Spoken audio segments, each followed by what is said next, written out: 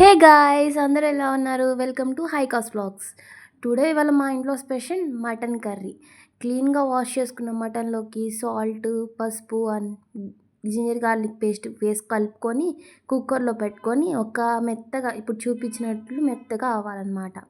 తర్వాత వేరే కళాయిలో ఆయిల్ తీసుకొని దాంట్లో garlic, whole garam masala, tomatoes, మనం కుక్ చేసుకున్న మటను, కారం, అలాగే మనం మటన్ కుక్ చేసుకునేటప్పుడు సాల్ట్ వేసుకున్నాం. చూసుకొని వేసుకోండి. నాకైతే ఇక్కడ సరిపోయింది. సో, అందుకని సాల్ట్ వేసుకోలేదు.